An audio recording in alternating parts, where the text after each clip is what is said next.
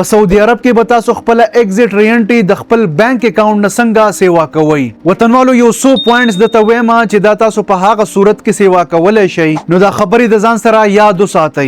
نمبر 1 پوینټ دا دی وطنوالو کله هم چې تاسو خپل ایگزیټ ری انټری سیوا کوئ نو تاسو ته به پکاري چې تاسو خپل کفیل یا کمپنی لازم خبر کړئ. دویم دا تاسو په هغه صورت کې سیوا کولای شئ اکثر ډیر خلک وي چې پاکستان ته لاړ شي نو الته کې چې کم دی بیا یا بیمار شي یا داسې نور څه مسله راشي نو هغه خپل ایگزیټ ری انټری سیوا کول غواړي نو په دغه صورت کې هم تاسو خپل ایگزیټ ری انټری سیوا کول شي په خپل باندې. دریم پوینټ دا دی وطنوالو چې اکثر د چوټۍ په پیپر کې او په ایگزیټ ری انټری کې تاریخ مخ کې روسته شي نو په هغه وجه باندې هم تاسو له پکاري چې تاسو خپل ایگزیټ ری انټری بیا سیوا کړئ. وطنوالو دا کیس زمنګ سره پرون ناغله او زمنګ یو مرګره چې کم دی هغه په چوټۍ باندې تله او خداغه ایگزیټ ری انټری چې و کم وا نو موږ ول بیا په خپل باندې سیوا کړه هم د دې زینا تاسو کولای شئ د خپل بانک نه ځکه که تاسو په دویم ځل باندې خپل ایگزیټ ری انټری سیوا کوئ نو هغه بیا تاسو له کمپنی نه سیوا کوي. کمپنی بیا تاسو ته وایي چې یاره تاسو په خپل پیسو باندې خپل د بانک اکاونټ نه خپل ایگزیټ ری انټری چې دا هغه ایکسټند کوي.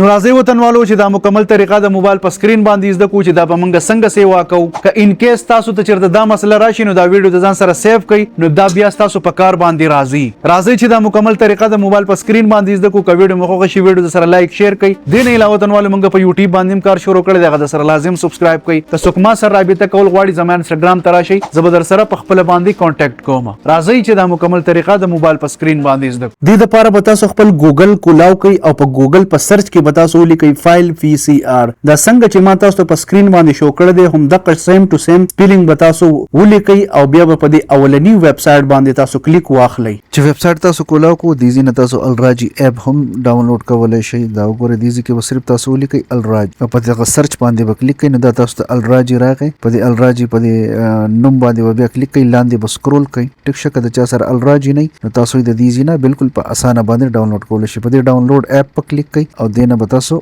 الراجی اپ ډاونلوډ کړئ. راځئ مخکې نوره طریقه زه تاسو ته نو دې لپاره چې تاسو خپل الراجی اکاونټ کولاو کړئ تاسو په دې چې تاسو خپل الراجی اکاونټ کولاو کړئ نو تاسو په دې پیمنٹ باندې کلیک واخلئ. په دې چې کلیک کړئ بیا به تاسو په دې سروس باندې کلیک کړئ. دینه پس په بره په دې تاسو ګورنمنت پیمنٹ باندې کلیک کړئ او بیا به د لاندې سکرول کړئ. تاسو به راشئ ریزیډنس سروس ته په دې به کلیک کړئ. په دې چې کلیک کړئ دې کې دا تاسو کتلی شئ چې دا ملټیپل اپشن دي. په دې کې به تاسو راشئ لاندې چې راشئ دا تاسو کتلی شئ ایکسټینډ ایگزیټ ری انټری ویزا ډیوریشن نو تاسو به په دې باندې کلیک کړئ. په دې چې کلیک کړئ په اولنی کې به تاسو خپل اقامه نمبر ور واچوئ. په لاندې کې به تاسو خپل ویزا نمبر ور واچوئ او ویزا ډیوریشن ډیز هغه په دې باندې تاسو کلیک کړئ. نو که تاسو د 30 ورځو لپاره سیوا کوئ که د 60 ورځو لپاره سیوا کوئ ټیک شو تاسو به پکې هغه سلیکټ کړئ او دینه پس په دې کنفرم باندې تاسو کلیک کړئ. دینه پس په تاسو ته پیس شو کی هغه پیس په تاسو جمع کوئ تقریبا 400 ریال پورې پیس راځي د 60 ورځو او دا غینه پس په تاسو په پیمنٹ باندې کلیک کړئ. تاسو د الراجی بانک اکاونټ کې چې کوم نمبر وي هغه ته به او ټي پی راشي هغه او ټي پی به انټر کړئ نو تاسو پیمنٹ به کمپلیټ شي او تاسو ایگزیټ ری انټری به ایشو شي په ابشر کې. دا غزینه بیا تاسو هغه ډاونلوډ کولای شئ. ډیره مننه. که نور هم صحیح نو په کمنټ کې تاسو کولای شئ. د خپل ځان خیال ساتئ. د الله پامان.